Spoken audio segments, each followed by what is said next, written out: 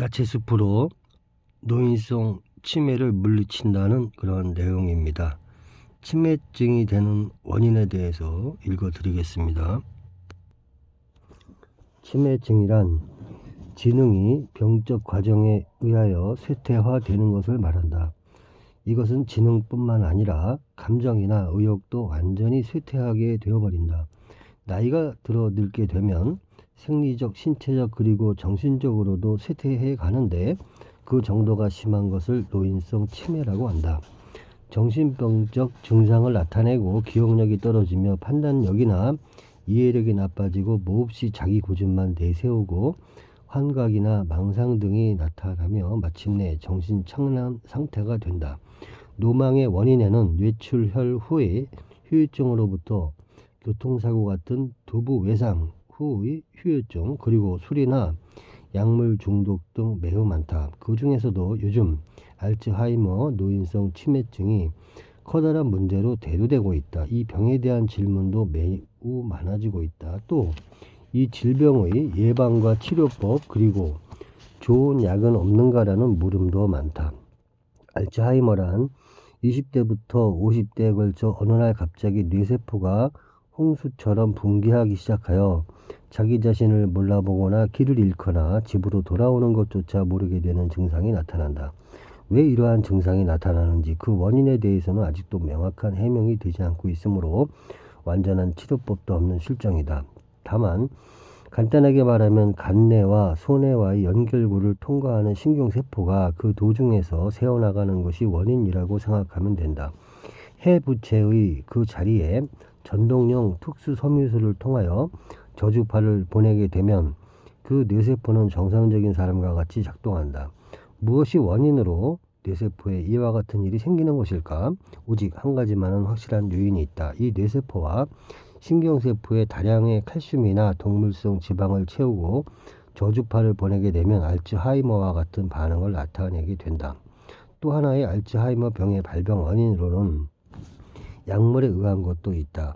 유비데타레논이라고 하는 외국에서는 거의 인정되어 있지 않은 강심제가 일본에서는 당연한 것처럼 판매 사용되고 있는데 이것이 알츠하이머 병의 하나의 원인이 되는 것으로 필자는 생각하고 있다.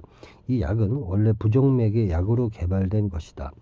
교감신경의 비수용기의 차단제로서 현재도 시판되고 있다. 이 약은 제약회사에 따라서는 혈압 강화 작용이나 항협 좌용약으로서도 사용되고 있다.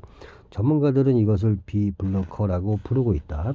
여기서 주의할 것은 이 유비데타레논 제제를 함유하는 혈압 강화제나 강심제를 투여할 경우 의사는 칼슘제를 함유하는 음식물이나 건강식품의 섭취를 금하도록 환자에게 알려주지 않으면 안 된다.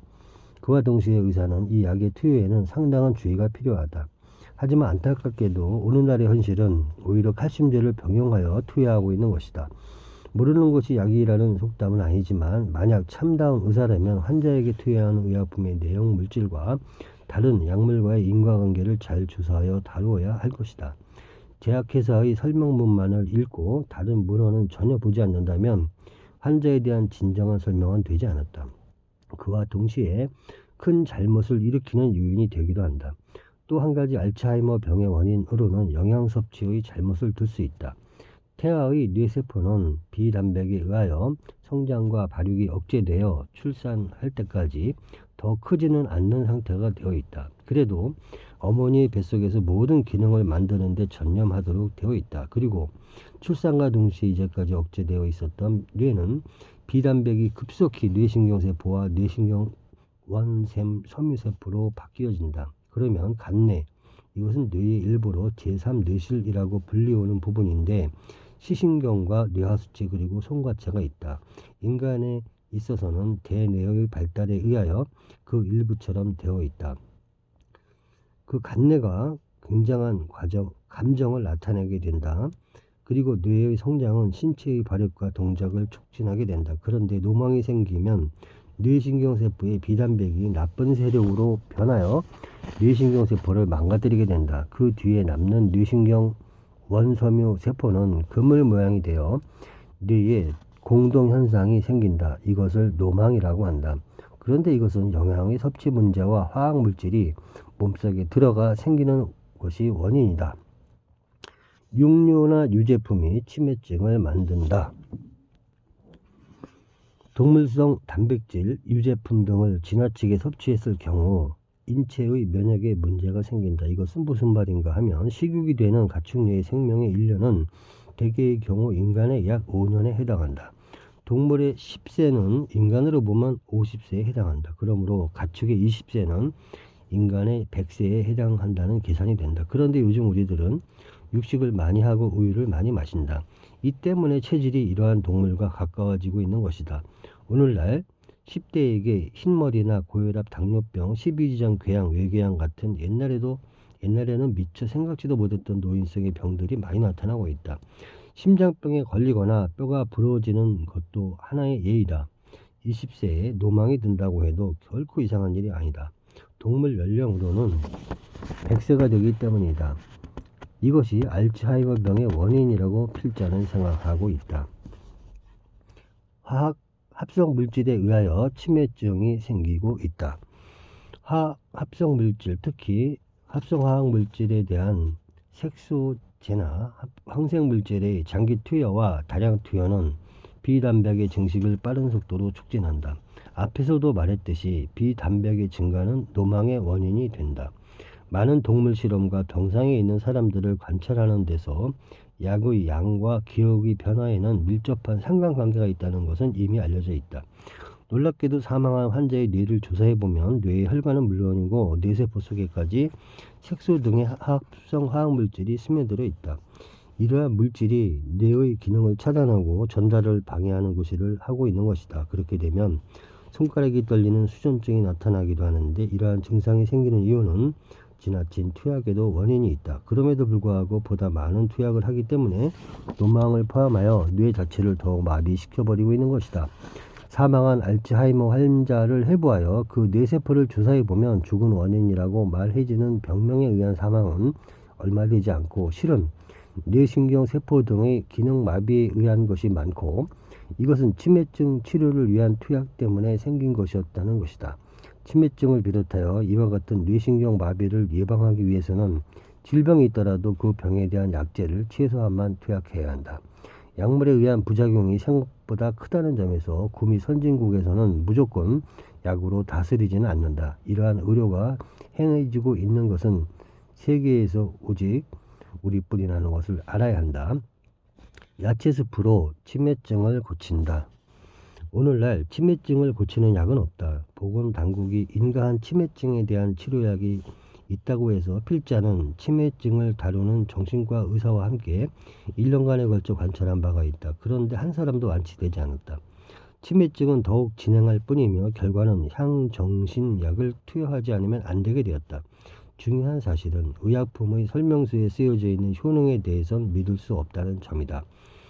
환자를 치료하는 데 정말로 도움이 되는 것은 치료하는 사람의 마음이다. 약품에 의지하는 것이 아니라 성심성의껏 환자를 위해 보살피는 마음으로서의 마음의 약이 중요하다. 동시에 야채 스프를 하루에 최저 0.6리터를 먹어야 한다. 야채 스프 속에는 인간의 뇌의 생육에 없어서는 안 되는 인이 다량으로 포함되어 있다. 치매증의 방지와 기능 회복에는 최고의 치료법이다.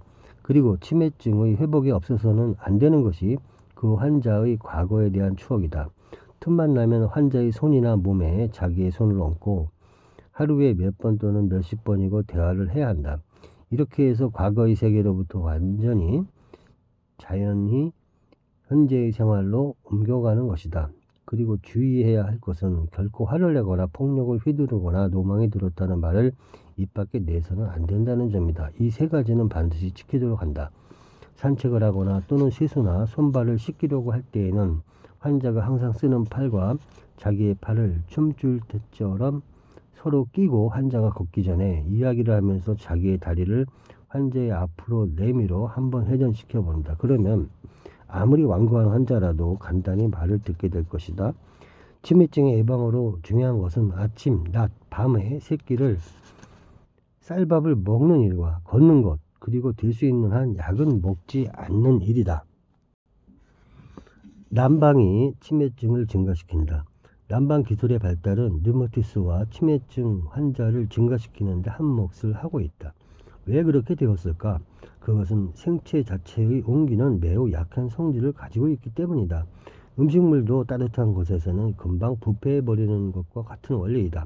머리뿐만 아니라 온몸을 하루에 2~3분간 영하 30~40도 정도까지 식혀주면 노인성 치매나 류마티스 환자는 없게 될 것이다. 현실적으로 이러한 초저온 요법이 행해져서 그 성과를 올리고 있다. 필자는 이러한 요법이 류마티스와 치매증에 매우 효과가 있다고 생각하고 있다. 아무튼 모든 사람들이 이제 문자 그대로 머리를 식힐 때가 오지 않았는가 한다.